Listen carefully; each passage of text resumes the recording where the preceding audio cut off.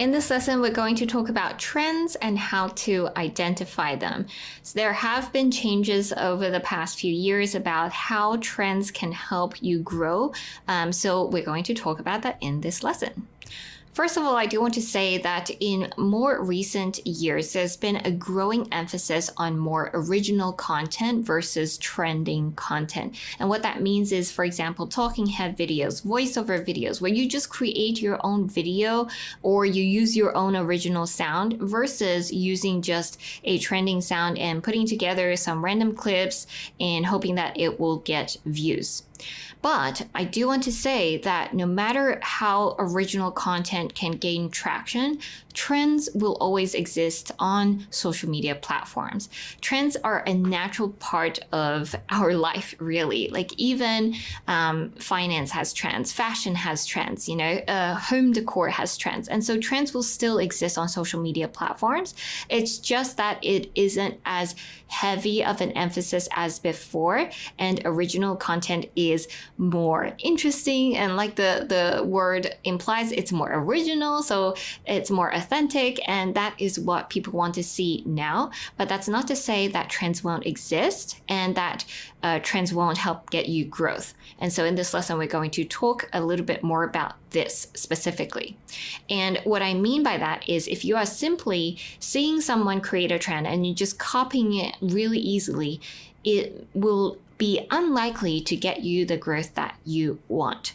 Specifically, if you're not adding your own twist to it, you're not adding your own style to it, and you're just simply seeing a trending sound and you're just lip syncing to it, or you're just seeing a trending transition and you're doing your own transition and it's the direct carbon copy, that won't really get you the growth you want. Even if it is somehow a trending sound that gets you some traction, gets you views, it might not be getting the followers you want unless what you are doing is specifically catered for your niche. It is adjusted for your voice and for your style specifically. So don't copy trends, but you do want to hop on trends, and we'll dissect the trend cycle in a bit.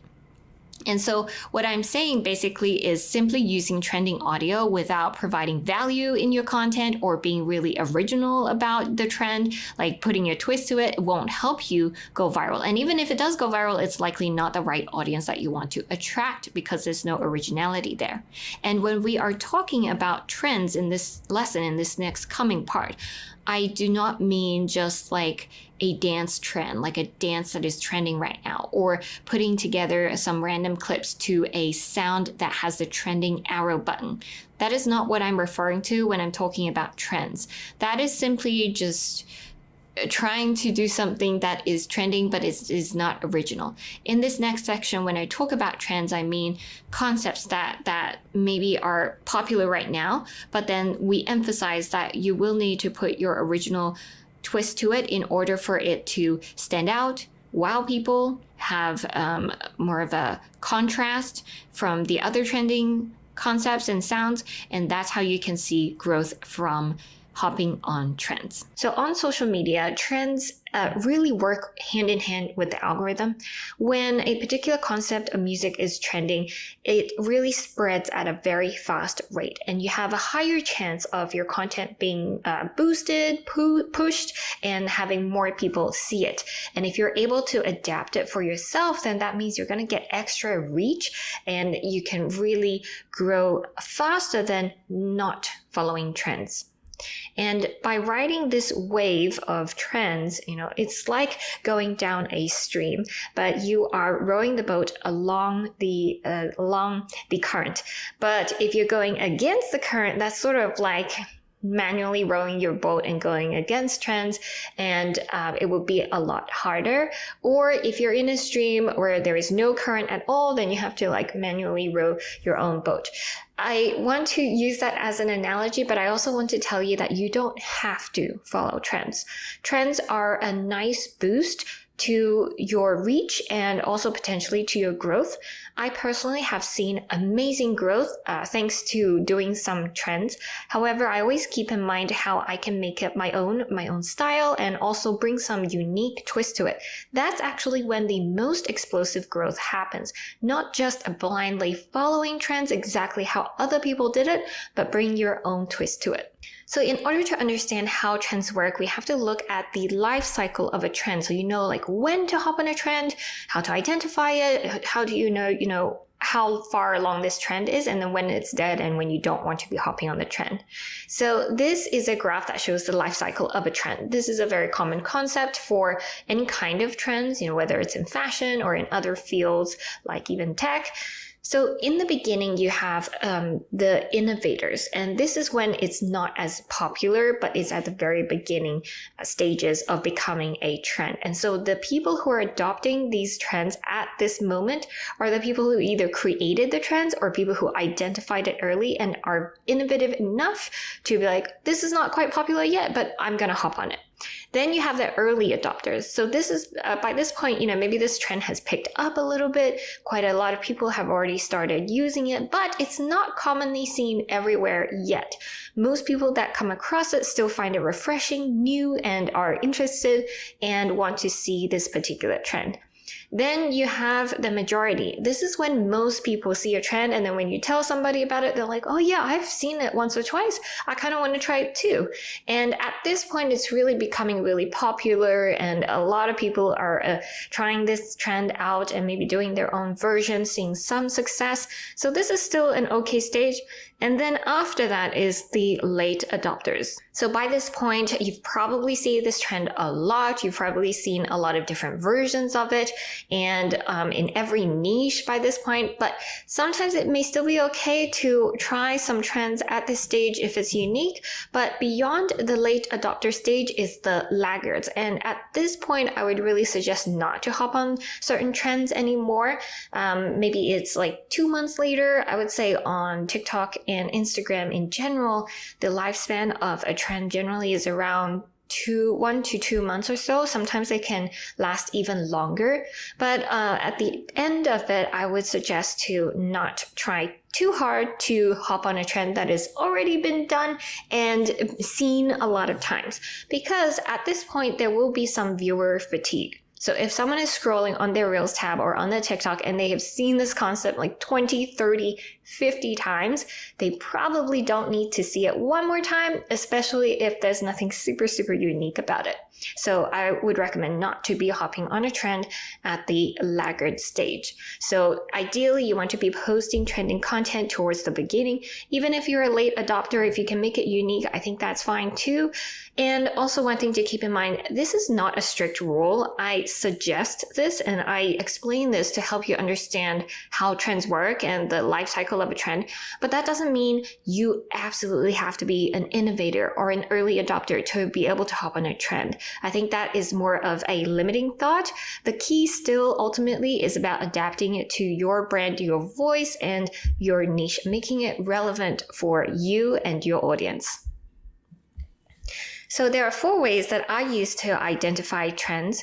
The first one is I take note of content that repeatedly shows up. When I'm scrolling, when I'm looking for my content ideas in the 4 ways that I mentioned earlier, I really look at what kind of content am I seeing a lot lately? What songs am I hearing a lot lately? And if it's just the first 1 or 2 days that I'm hearing it, then I would be like, hey, maybe this is a good thing to take note. I save it down and I make sure to make some little notes like, oh, maybe I could do it with this idea. So that's the beginning stages.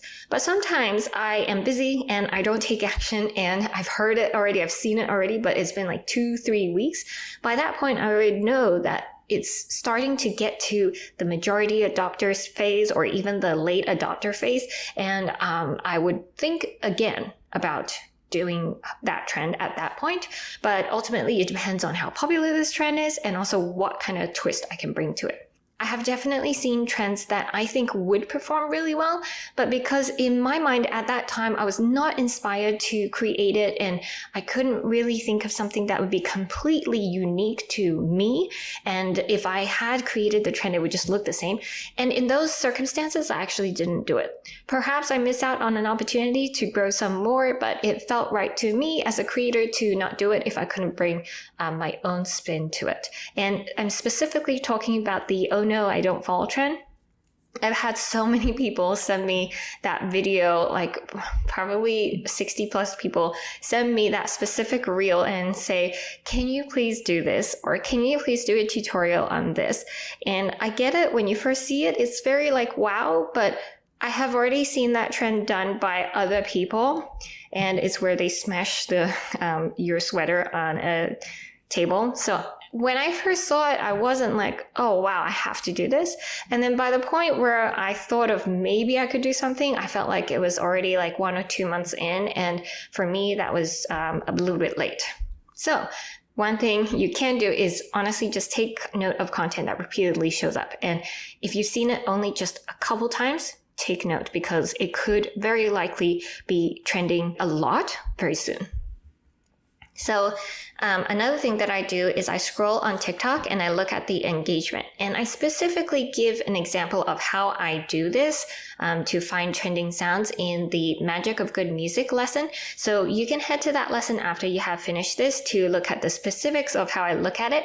But basically, it's very simple. You scroll through the TikTok feed, and when you see a song maybe that you haven't heard or a concept that you haven't seen before, I would tap into the music and look at how recent it is, and then also the engagement of the people using that song during that time. And if generally they get higher engagement than what they normally would on their other in-feed TikToks, then I know that that is probably a good time to start using this. And with TikTok, speed is even more important than Instagram Reels. So I would say like hop on it right away and also post it to Reels as well, because after 2 or 3 weeks after that, I'm sure that trend will also trickle to Instagram as well. Third thing I do is I follow creators where I consistently see them adopting trends early on.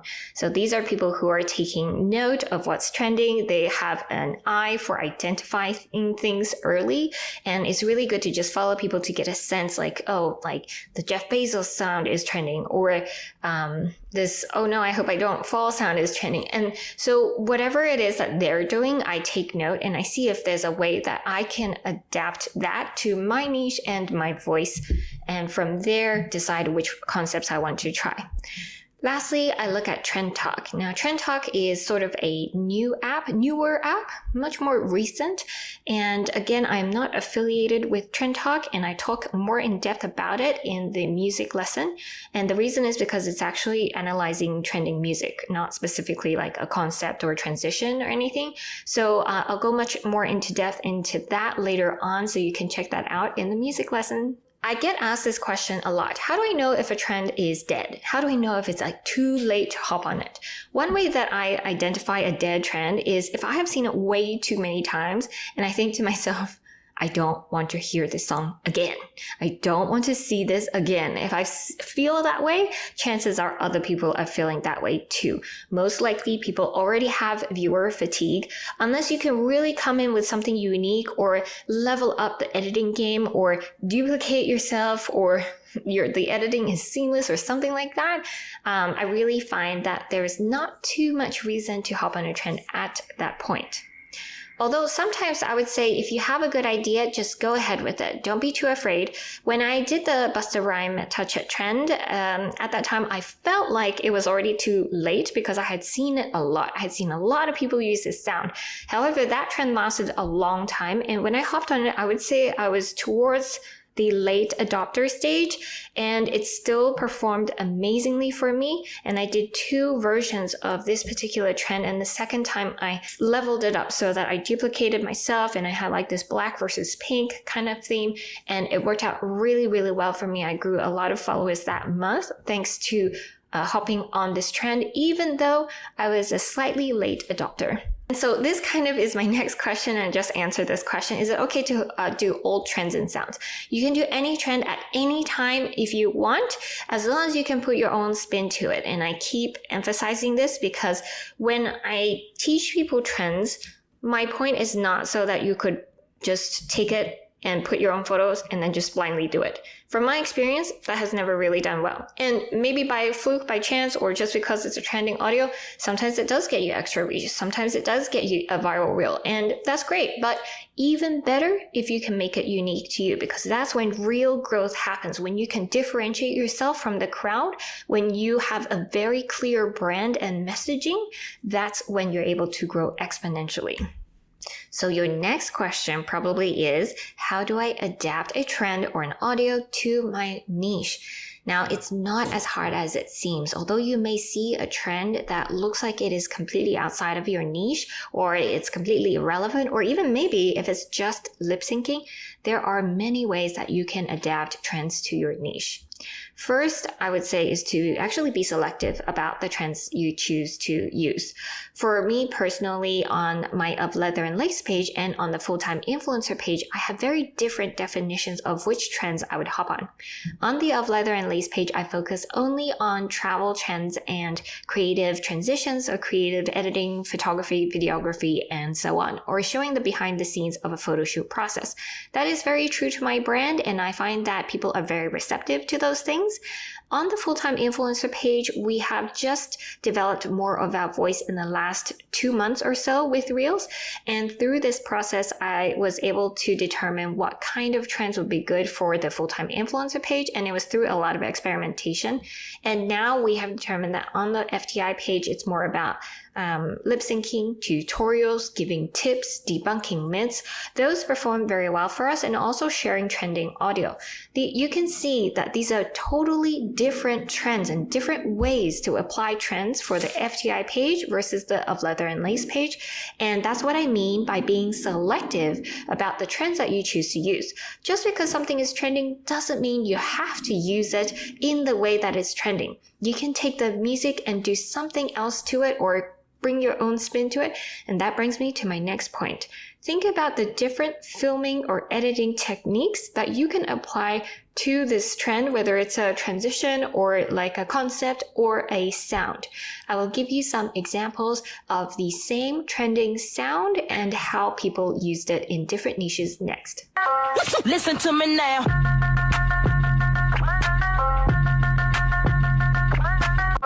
Listen to me now.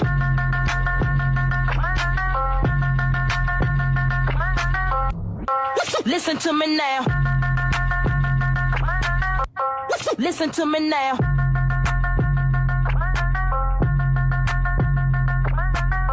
Listen to me now.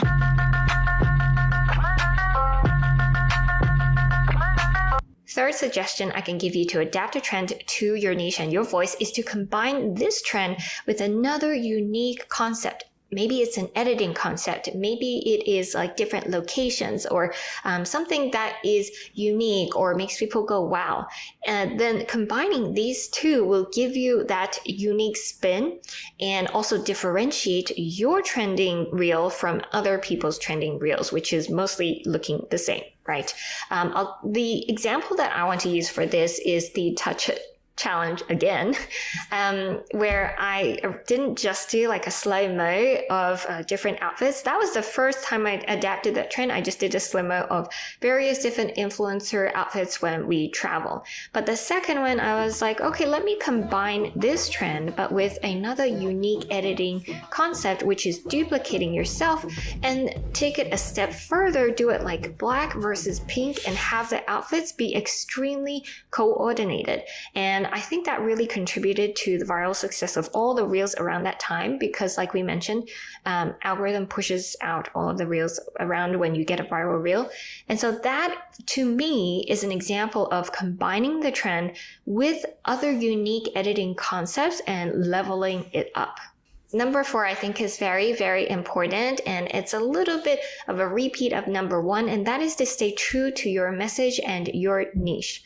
Like I said, just because something is trending doesn't mean you have to adopt that trend, doesn't mean you have to do it in the same way that other people are using the trend. One example is this particular trend that I've been seeing.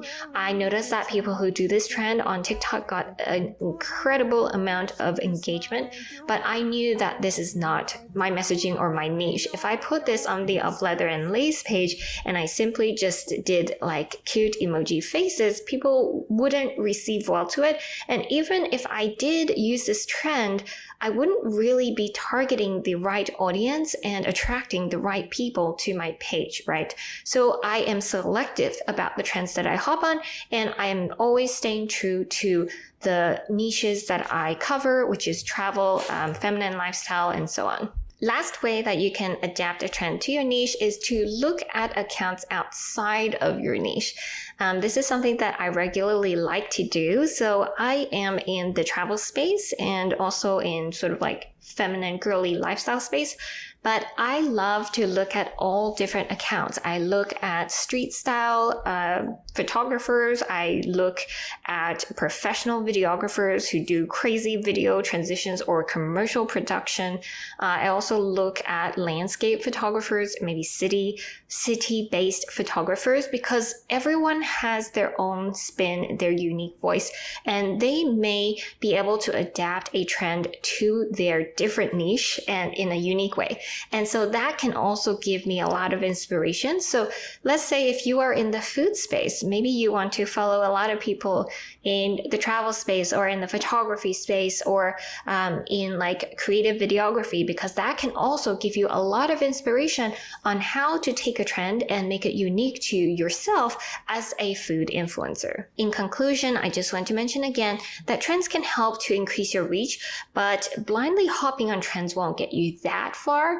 Again, it may help. Maybe you'll get something that goes viral, but it's very important that you find ways to make it unique to yourself, because that's the only way that you'll really achieve that exponential growth. And that's the best way to get people to respond with a wow, because when they see a trending concept and it's done well, then they're like, okay, that was cool. That's good. And if your video was one of the first of that trend that they've seen, then they might be very impressed. However, by the time they have seen this over and over again in the next few days, they'll realize this is actually not super unique and a lot of other people have done it as well.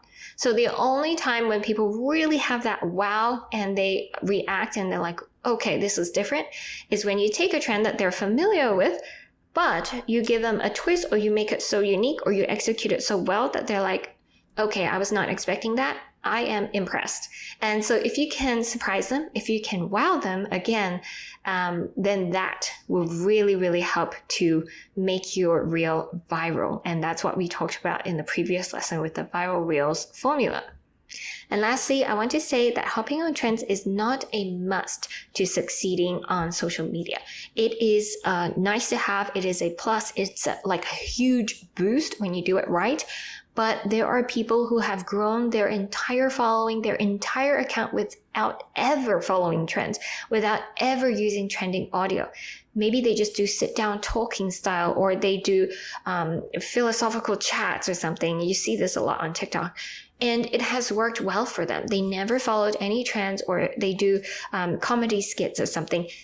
And I have to say, if they have unique ideas, if people have that psychological reaction, which is, wow, surprise, or touched, or anything, then as long as you have the viral reel formula and the elements, it's definitely still possible to grow without any trends, without following any of those trends and audios and all that. So I hope that message was very, very clear. And if you feel like you see a lot of these trends and you don't know what to do with them, or you feel like that is not true to your voice, you gotta listen to yourself. You gotta know what makes you unique and how you can also use the viral reel formula and the elements to create concepts that are unique to you to bring out your voice that way. All right, I hope this was helpful and see you in the next lesson.